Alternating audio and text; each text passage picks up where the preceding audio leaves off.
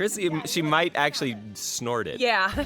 I recently, so there was fun, we had this thing go through compliance, and he said to put a note on there that said, we don't recommend ever having more than 300 milligrams of caffeine in an 8-hour period. I was like, who said that? Oops. Yeah, I was like, I'm pretty sure we've never said that. And everyone here, never follows that rule. It's like, that's like in a 1-hour period, maybe. Who are we? Not bodybuilding.com. I was like, I will not put those words on my page. Well, we are bodybuilding.com. By the way, this is the bodybuilding.com podcast with a slight caffeinated preamble. Double fisting. We have here Chrissy Kendall. I'm Nick. She's Chrissy. She's the one with 2 coffees, one in each hand. Yep. they aren't both being drunk at the same time, but the podcast is relatively young. Yeah. We also have with us Lais DeLeon. Hello. Who's a fitness model in LA for her athlete, and how else do you describe yourself? Yeah, I would call myself a morning person. Yeah. Here's the thing. Morning here. I love mornings. I'm definitely a morning person. The problem is just waking up to be there for the morning. I discovered the perfect way to wake up this morning. I want to know. Are you familiar with a song called "Bird Is the Word"? I am. Yeah. So I introduced my 4-year-old to that song yesterday, and he's like, "Well, you've been holding out on me. This is the greatest song I've ever heard." Did you introduce him via Family Guy? No. Oh, okay. That's not the way to do it. Yeah. That's not he's not allowed. He's not allowed near that. So this is just straight Nick up knows music. That's how we always pass it around the office. Is everyone gets that YouTube clip whenever "Bird Is the Word" goes around. That's what we pass around. But the thing is, I discovered that if you put it on repeat, play it about 5 times with a 4-year-old and a 1-year-old. You're up. It's like a yoga class, going for a walk. You get your caffeine, like the whole body wakes up. But the key is you got to dance, and you got to dance like a full body dry heat. I don't know. I'm not convinced. I'll try it. As they say in Spain, you got to put a little chicha into it. Okay, well, we'll try it tomorrow morning. So how do you start your day though? I start my day with coffee. That's first and foremost. Not black though. I'll drink to not that. black. Not black though. Not black. I have learned. as you just learned. I like I'll do like a tablespoon of some kind of sweet creamer. I don't think that's like the worst thing in the world. And then I'll add some kind of non-dairy milk, cashew milk, almond milk, something like that. And if I still need some sweetness, I do some like xylitol or stevia. Okay, I you need got some a little stuff. sweet. Yeah, I need stuff in my coffee. I love coffee, but I'm not like a coffee's got to be black and I just love it just black. No, I can't. I just can't. I've tried. I think people who drink their coffee black are like the coolest people in the world. We would agree with that. Sweet. Hope everyone heard because that. Because That's it's the something first time we've ever do. been I know. called the coolest people in the You world. guys are pretty cool. Yeah, that's why we have so many Instagram followers. Right. So comparable. Yeah, Our 4 to your million. No. I looked this up. Chrissy has 600 something followers. Yep, it's growing. That's pretty good. I've got 20, but Nice. but they're all very influential. So when And I also have an assumed It's name, quality, so I'm hiding. not quantity. But when you add ours together, multiply them. I think so. How many do you have? I am approaching 1 million. I'm pretty sure my 20 would put you over the top. They're like the electoral college. Right, exactly. That's how that works. Yep. Yeah. So we got a little off topic. I wanted to hear more. how I start The morning. Okay. The morning. We'll go So back. I've read you like to go for a walk. I love This walking. is one of my favorite things I've heard about Listen, you guys, I will talk about walking to anybody who will listen. I am so in love and obsessed with walking. It's like my favorite thing to do. I love to start my day with a walk. I do about 1 mile or 2 miles every morning with my dog. She loves it, of Every course. morning. Every morning. Mm-hmm. I mean, there's obviously, I haven't walked today. I'm in Boise. I'm hanging say. out. We'll go get lost. Yeah, we'll go for a walk after this. Freezing here, you guys. It's not happening. So needless to say, I feel a little off my game. I haven't walked the past 2 days. Yesterday I was shooting for Bodybuilding.com all day, so I had to wake up super early, hair and makeup, and then I was off to my shoot. By the time I was done, I was so dead. But yeah, I definitely feel the difference. I think that getting outside, getting some fresh air, getting some sunlight, getting my body moving in a super low impact, not too intense kind of way is like a really awesome way to start my day. I love it. And are you in headphones or are you listening to the world? I usually listen to a podcast. Okay. Yeah, I listen to podcasts or I book books, audiobooks. Just get the mind woken up a little Yeah, bit. I just figured Woken. it's a good way for me to multitask and to, I guess, justify that time. Because, I mean, walking like at a, leisurely pace for 2 miles, takes up a good 45 minutes, an hour at least. So, I don't know, I like to try to make the best use of that time. So I listen to something, try to learn, make myself a little better. Gets it doesn't get enough attention maybe these days because everybody's thinking in terms of, what burns the most calories, what delivers the most. But it's like, you're talking about a different sort of payoff. You do that other kind of stuff too. And that's what I was going to ask, if it started off as a way to, I need to get steps in, I need to get cardio in, or has it always been just I need your to smartphone's clear... like, you need to meet your goal, your step goal. Everything is about it's a thing now. Steps or how much. I mean, my watch tells me all the time, like, you need to stand up, which I agree. I need to do that. It's a great reminder for people who won't do it naturally. But sometimes it's like, it tells me to breathe. I'm like, damn it, no, there's not. I will not. Time Don't right tell now. me what to I need to finish this assignment. But sometimes it is just nice to clear your head or to listen to something else or to catch up on, whether it's a podcast or a book or things like that. And I have a dog too, and just spending that time with her, walking and enjoying what else is out there. Exactly. It's not, for me, walking has nothing to do with fitness, nothing to do with my body. It's all about my mind. It's all about my soul. And it's all about like just how I feel. And it's great. And it has nothing to do with that. And I see a lot of people who, have the smartwatches or the Fitbits. And that's the only reason why they're walking. And hey, if you need something to push you to do that, that's great. And they're getting those benefits anyways. But for me, it's completely about just feeling good and has nothing to do with the cardio. But I mean, it's an added bonus. Right. Now, is this something that came from your childhood or not at all? Okay. I think I used to go on walks with my mom all the time. We lived out in the country. So sweet. I love and we would walk our dogs. We had like 5 dogs. Now I have 0 dogs and I still go for walks. That's amazing. But I think that sort of bred it into me, like, because you got to be patient out there, Yeah. And it's a great place, to have a little conversation and stuff. But you made the choice as an adult. Yeah, I just started about a year ago. I just realized my dog wasn't getting, actually it has everything to do with my dog where it started. She wasn't getting enough exercise, and I realized, I think somebody asked me how old she was, and she's so tiny, she looks like a puppy. I forget sometimes she's like 8 years old, and she's getting older, and I want her to be healthy, and I want her to be happy, and I want to make her time with me as happy as possible. So I decided I was going to start taking her for walks once in a while, and I just realized I was really enjoying that time too. And so started, just around the neighborhood a little bit. And then I started venturing outside of the neighborhood. And then I found like a trail that I really liked. And it just got, my walks got longer and longer. And it just became like a routine that I love doing. So. And then you get your Snapchat followers out there on the walk with you. Yeah, I do snap while I'm out there because like I said, I talk about walking to anybody who'll listen. I'm like the walking person of the world. I just love it, and I want to tell everybody to do it. I want everyone on it with me. And I think exercise, just in general, walking, if it's swimming, whatever it could be, we always think, being in fitness, in the fitness world, we always associate physique or calories or some result to it. Like, I'm doing this to burn calories, to have more definition, to shape my body in a certain way. And we forget that exercise can improve heart health, can improve just overall activities of your daily life, whether that's getting out of bed with less pain, whether it's being able to put away groceries, just mental clarity, well-being, better mood, less depression, all of these sorts of things. And so, you don't have to sweat. You don't have to be in pain every time you work out. Thank you, and being sister. in muscle failure to have this sort of benefit from exercise.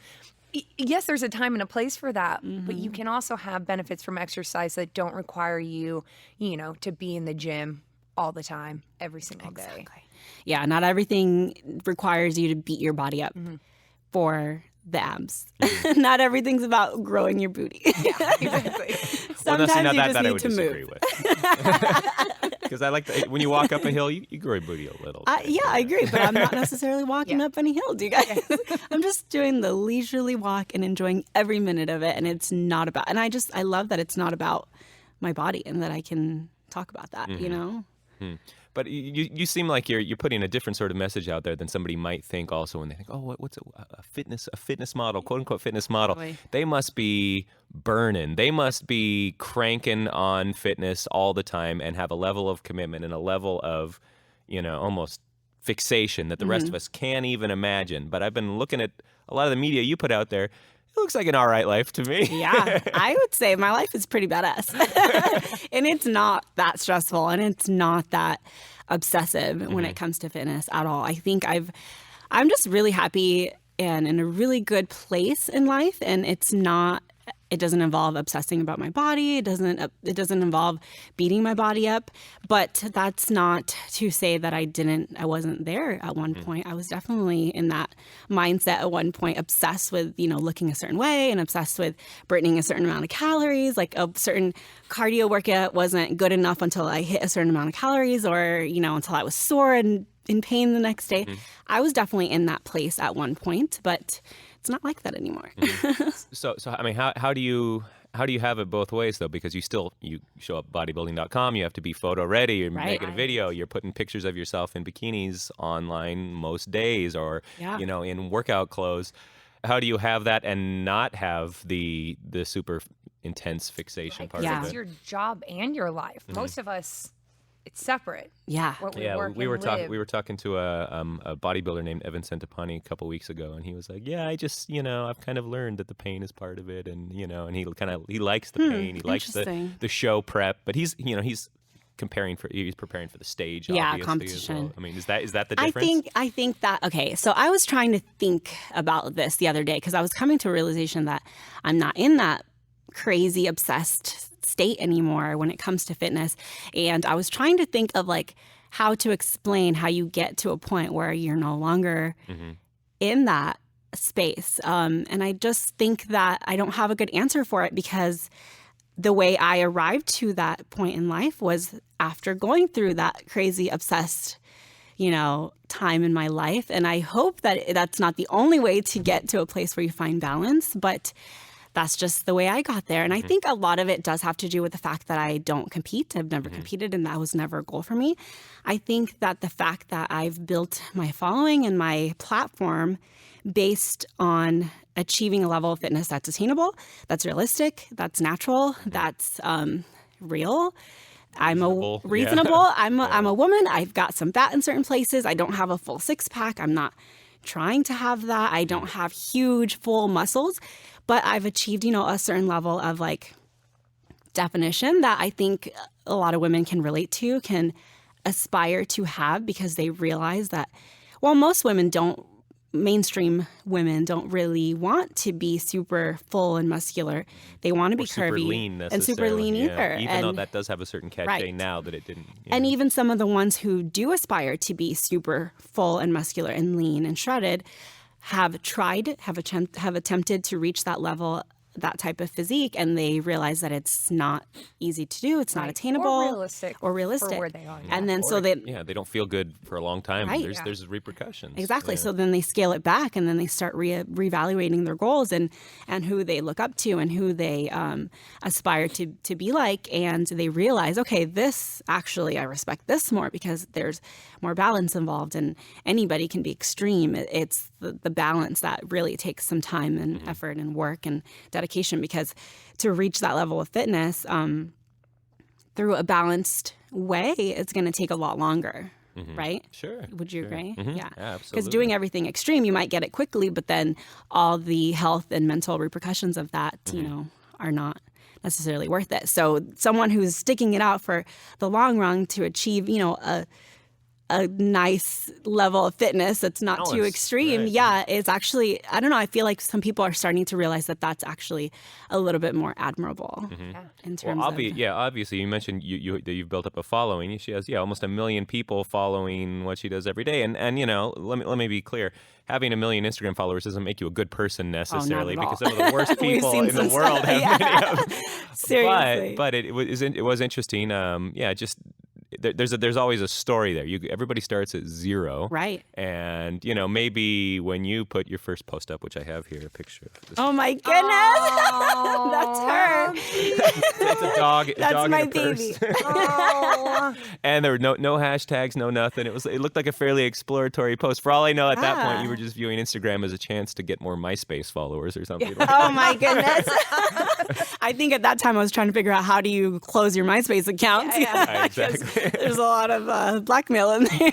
But I don't know. It is interesting to think of, okay, yeah, you start with 0, you get to 1 million. Who are you at the start and who are you at the end? Because, obviously you sound very confident and affirmed in your approach, but it helps to have 1 million people saying like, yeah, I like that. You're doing it right. Yeah, well, also, that's a good point. Yeah, your goals. Because I imagine your goal of your Instagram page at the beginning with your dog. I mean, I think the second one was her in the bikini. Yeah, may have been a little bit. But was it all? I mean, had it That's so always been funny. like when you started Instagram? Identifying as a fitness person. Has it always been? Okay, so yeah, I believe that when I started my Instagram, I already had a decent following on Facebook. Mm-hmm. And it was somewhat fitness related. So I don't think the goal with starting I didn't know Instagram was going to take off the way that it did. I definitely don't think it was going to be like where I was going to take off with my career. I've got 20 whole people. It's taking off. But at the time I was doing fitness. I was doing the fitness thing. I wasn't competing or doing anything too crazy, but I was definitely at that point in my life, I was definitely obsessed with being lean and doing cardio and having muscles and looking a certain way. I was very young and interested in that side of things. And I think that helped, jumpstart. I think because Facebook was such a community type of platform where you talk a lot and you post, thoughts and captions and things like that, which you didn't necessarily have to have a photo. But Instagram was such a visual platform that it really took off for girls who were visually, aesthetically pleasing. And I think that's what I started noticing when I jumped on Instagram, that all the bikini girls and all the fitness girls were getting on there and getting a lot of followers. And I knew that for what I wanted to do, that followers needed to come along with that to have a platform. So I jumped on and I started posting the photos and the followers kind of just came. That's just the nature of the platform. It's a very visual platform and people want to see that, and people use it as a source of motivation or they use it as a source of gaining knowledge or learning things. And I don't know. I think that's kind of what it came down to. It's just it has a little bit less baggage for a lot of people in Facebook. Yeah. Like Facebook is such a you kind of made a big conversation. It's a conversation, and people exactly. have their Facebook personalities, and you can know somebody, and you think, oh God, that's not the same person when they're on Facebook. Yeah. But Instagram, I mean, yeah, you can put a million filters lighter. on, you can do all that silly shit, but it's just a picture. Yeah. At the end of the day. Or a video. Right. I mean, Now, do you use that? I mean, do you find that to be, or do you keep that mostly with YouTube and Facebook, or you still put, enough I put a video on Instagram every once in a while.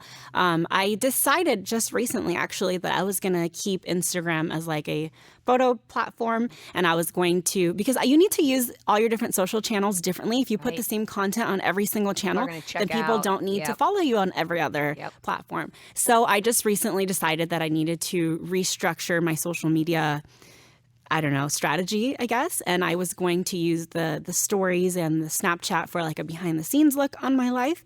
And then I'm going to use YouTube as like my video platform.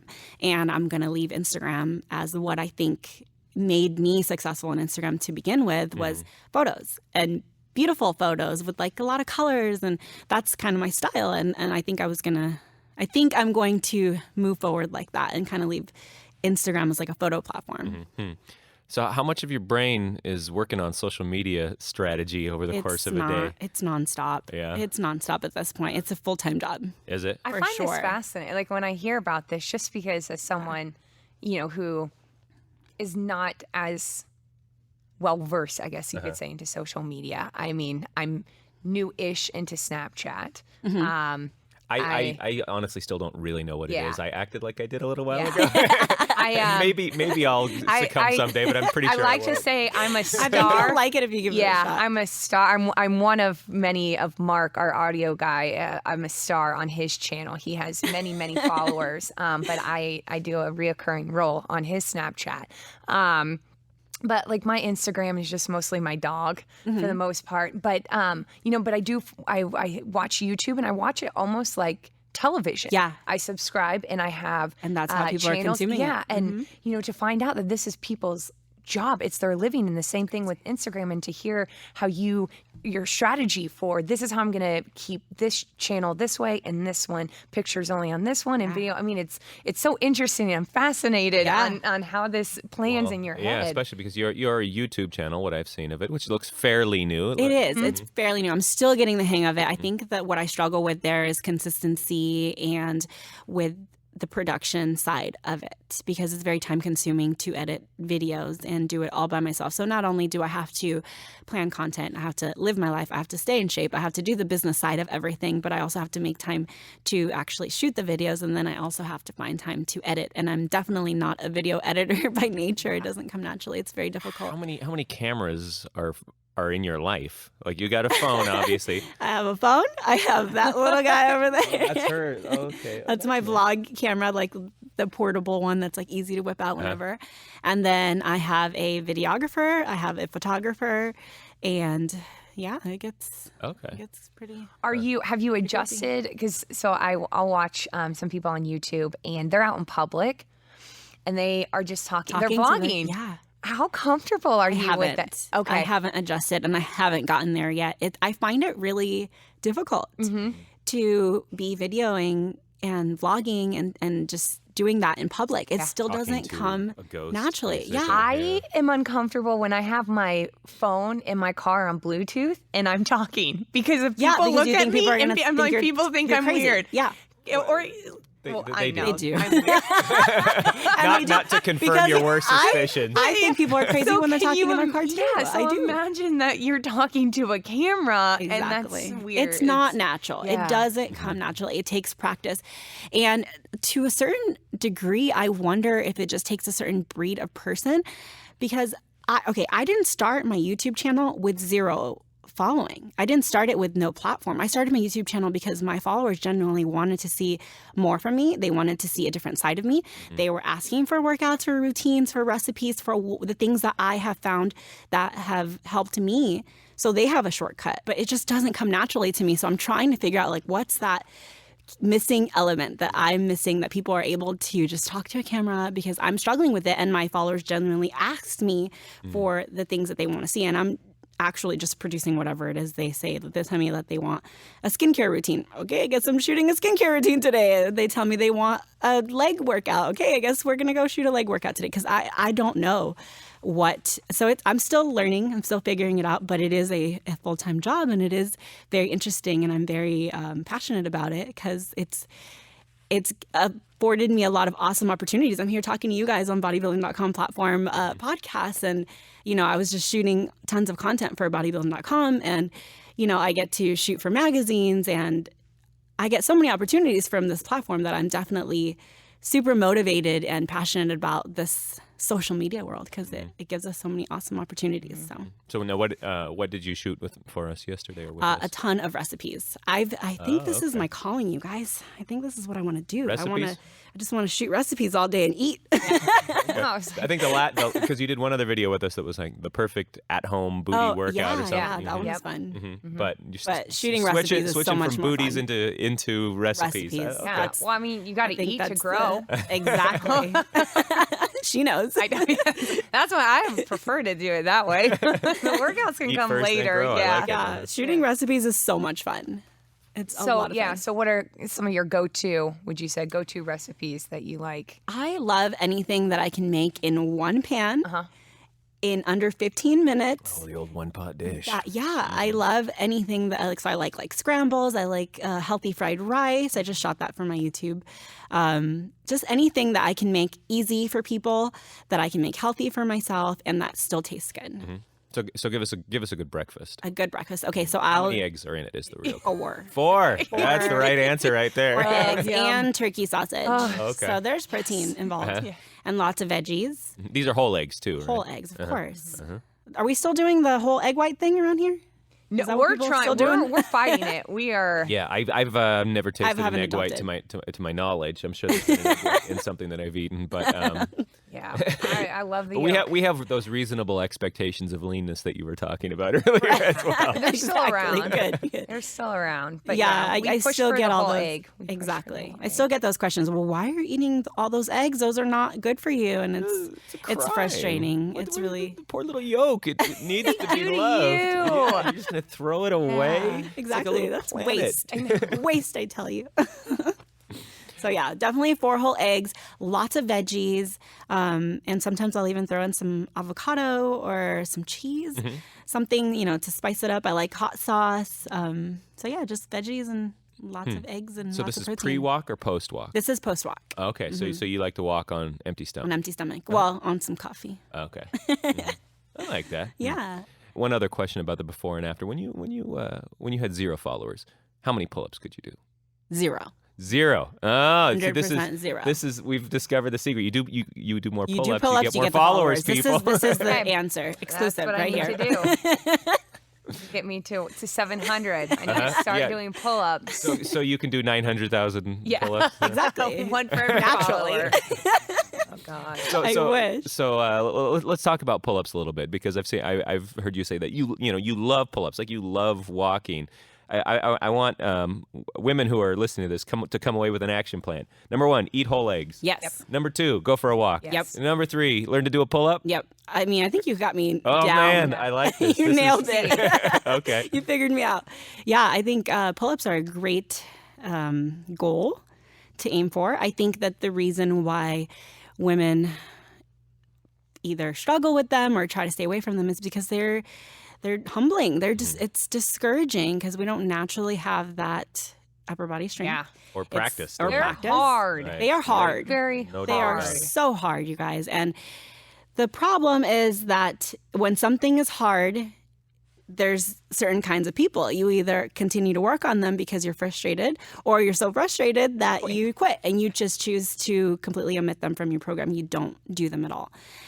So, and I think most of us fall into the latter of those because it's hard and it's discouraging and nobody wants to be hanging from a pull-up bar in the middle of a crowded gym struggling to get up there. It's not fun.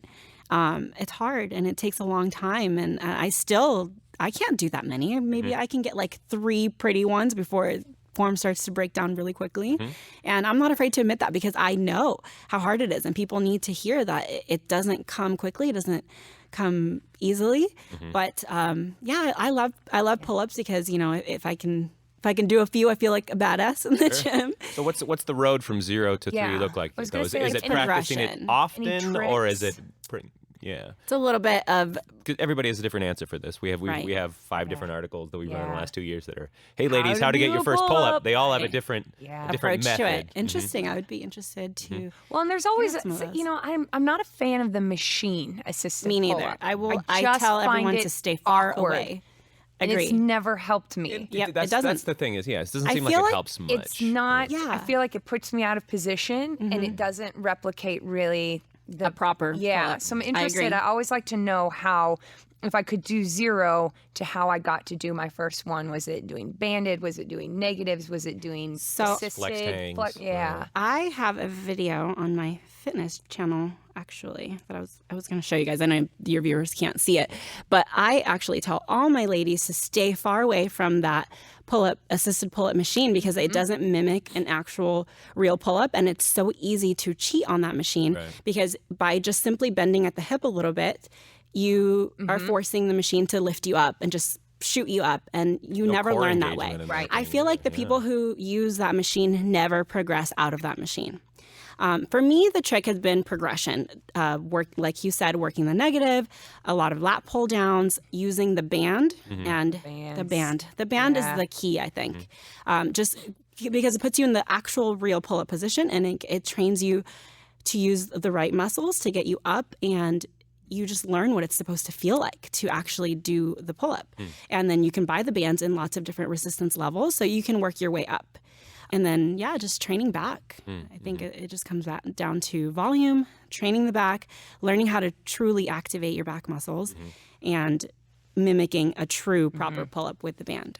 See, and I know some strength coaches don't like the band because they say it helps you too much at the hardest part, which is the bottom. So then you get really good at doing the top half of pull-up, but then you're down there in the dead hang and you're still just helpless. Yeah, but I think there's something if you too. use different bands, Right. I think. But I also like, you're saying, you know what? Yeah, treat it.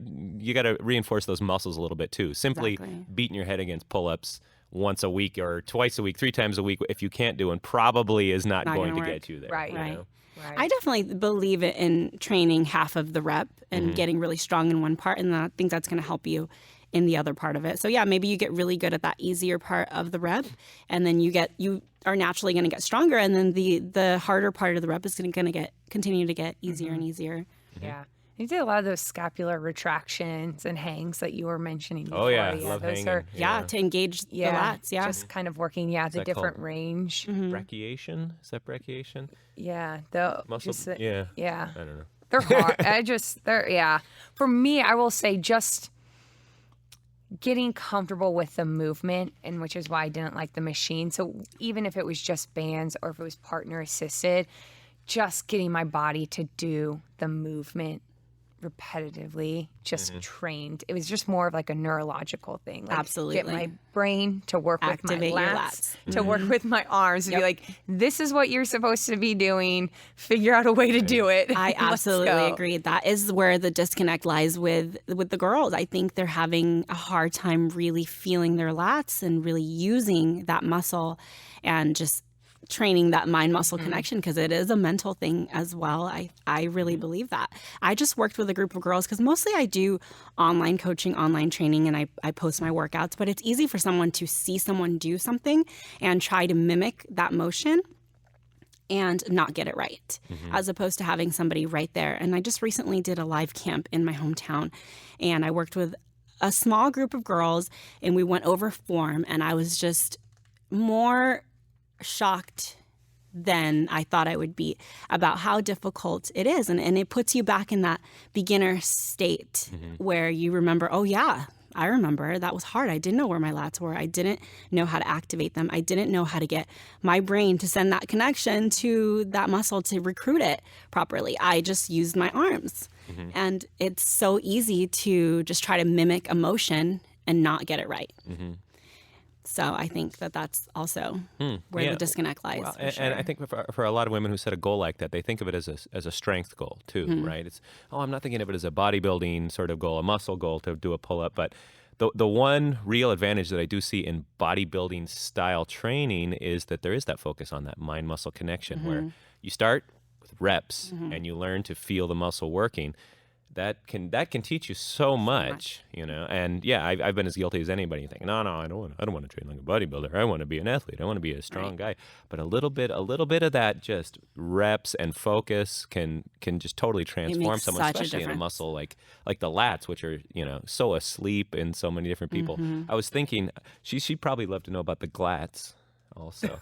Do you know about the glats? No, I don't know about the glats. So the glats are the glutes and the lats together. Oh, so there's this. So I interesting. went and did this big kettlebell certification earlier this year, and one of the big takeaways from the teacher, he was saying the glutes and the lats are connected through fascia across the lower back, basically, and they're the same muscle, basically. So your left lat, your right glute, and the other one in these X patterns, it's one muscle, basically. And if you think of those two as one muscle, that's the only muscle group that really matters, are the glats, the most important one. That's so great.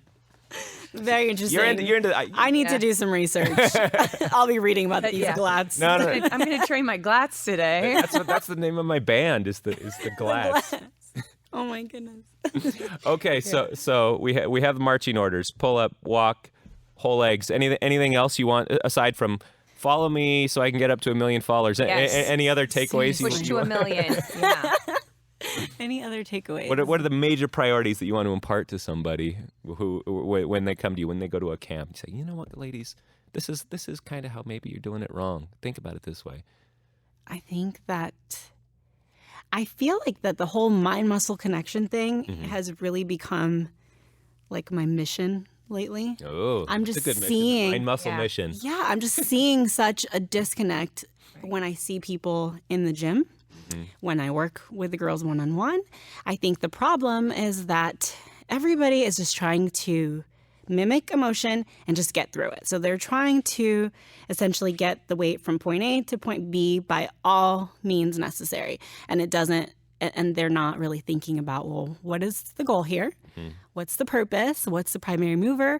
And where am I also going to feel it? But where do I need to really feel it? Right. They just trust it's going to work.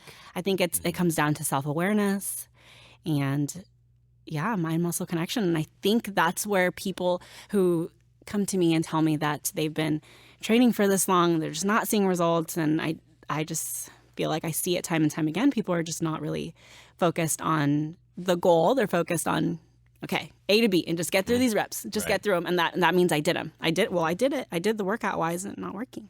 Yeah.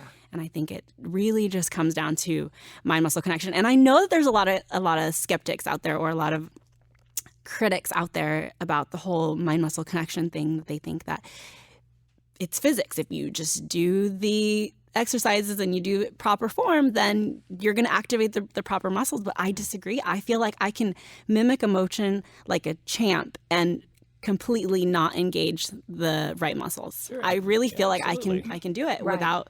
So I don't think it just comes down to proper form. Yeah. And I would self-awareness for sure. I would question proper form though without using the right muscles or recruiting the right muscles. Even if it looks more or less right, but the right muscles aren't engaged. To do a deadlift without proper form and recruiting the lats. I mean, people may think, oh, am I working the lower back and hamstrings? But if you're not engaging the lats and you're not engaging, you're not doing proper form.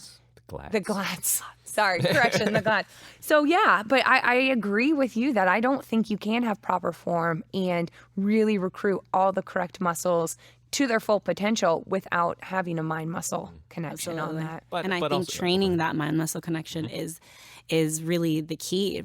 Doing pre-activation exercises, doing practicing flexing, palpations, where you actually touch the muscle while it engages and while it contracts, so you can see what that feels like. You can feel,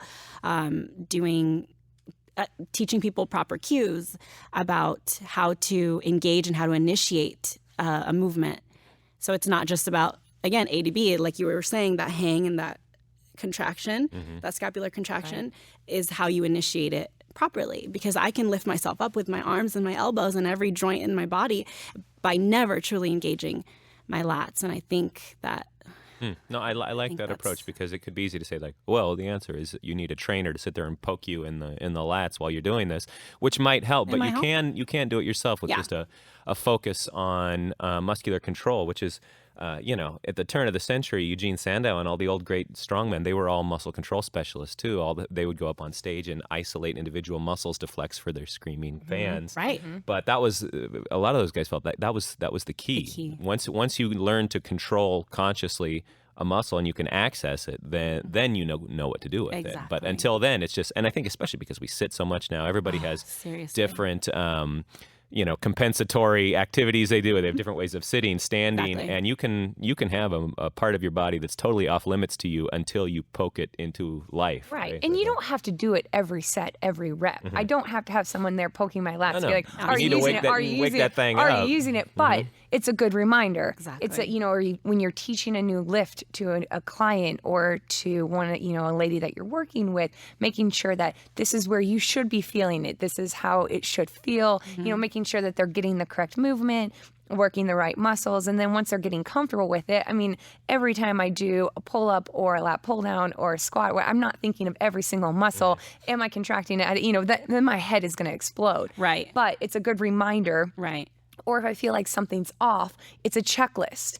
Are my hips going back? Protocol. Am I pushing my knees out? Is my weight on my heel? And it's, should I be feeling it here? Am I, squeezing my glutes? It's a checklist as I'm going through to make sure I'm hitting all my major points. And then I can, reassure myself, yes, I'm doing it correctly. I'm on the right track. Oh, and I like what she said also about palpation, a little self-palpation. Yeah. I feel like that's super beneficial for me, especially with muscles you can actually feel while you're doing it, like a seated, leg extension, and you feel your quads contracting and you feel what that feels like. Or if you're doing unilateral movements where maybe I'm doing a one arm lat pull down. I always do that. I always make sure, and I feel it. Oh my goodness, that makes always such do that. a difference I'm like, for wait, me. because sometimes my angle is a little wrong on the pulley machine. Exactly. I do that all the time. Yeah. And just playing around with like different angles and different movements, because everybody's a little bit different. We're not all unique snowflakes like we like to think, but we're all a little bit different. And sometimes what I may feel really well, somebody else needs to do the complete opposite, or needs to do a little bit of a tweak for them to feel it. And I think that that's another thing. Sticking to too rigorous of a form, just being too strict about a certain type of form, I think can also be detrimental, because you're so focused on, okay, this is my triceps my elbows don't need to come up past here, or I need to keep my elbows at my sides at all times. And maybe you might feel it if you allow your elbows to, travel a little bit more. Just, I don't know, as an example, it's hard to say it on the podcast without my movements you being could able to look at one thing in a textbook and be like, I know I should be doing this, or even, watching a video, or my toes should be pointed this way when I squat, or, but you know what? It's easier because of my hips, and I tend to have slightly tighter hip flexors or whatnot. I need to go a little bit wider or point it out for me to hit full depth. Well, then I'm going to do it. Right. Even though my book tells me 45 degrees, well, screw it, because I'm going to do it. It works better for me. I'm a little bit different, and I'm going to make this work. So instead of being so stuck in that this is the proper form, this is the way I need to do it. And that takes time, experience, coaching, possibly working with learning to trust yourself a little bit. It's not, you're not going to take a beginner. Right. And expect them to know how to do all of that. So, but that's what's great about, having the availability now to watch videos online, to work with people online, to have that sort of virtual aspect to it. If you don't have the means to work with someone in person and have that kind of. So when you go into the gym, then are you fairly exploratory about? You'll allow yourself some leeway and like, you know what, I kind of want to do this, I kind of want to do that. Yeah. So I feel like there's 3 days a week where I'm super strict, and I go in with a mission, and I'm doing this one particular workout, and I'm getting that done. And then I feel like the rest of the week is pretty much a little experiment. It's a little project, and I just go in, and I have a certain muscle group or two that is the goal of what I'm going to do. But sometimes I find myself staying in like one machine for my whole workout.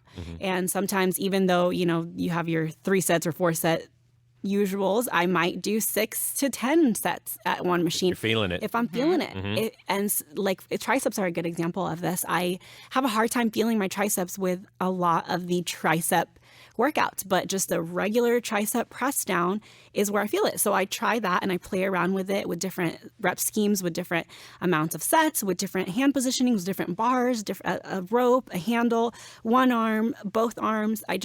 And I play around, and I do a million different tricep extensions, press downs, and that's my workout. And I play around with foot positionings and different angles. And sometimes it's just kind of a little project, a little experiment, and I just go in and do what feels right instead of following some strict program every single workout. And, going through all the recommended tricep exercises and not really feeling it. I'll just stick to what feels right, where I can get my pump, where I can really feel it and activate the muscles. And I feel like that's also something that's been really beneficial for me. You heard it here, people. The mind-muscle connection. Connect yourselves. Connect yourself. Well, thank you very much for coming and talking with us. Thank you guys so much for having me. We would ask you where people can find you, but they can probably find you. No, let's go ahead and tell people. If they haven't already found you. You guys can find me on Instagram at Lais DeLeon. I have also a YouTube, as you mentioned, Lais DeLeon. You can just search there, and my website, laisdeleonfitness.com. Great. Thank you very much for coming by and chatting with us. Awesome. Thank you, guys. This was a lot of fun. Good. Glad to hear. See you next time, y'all.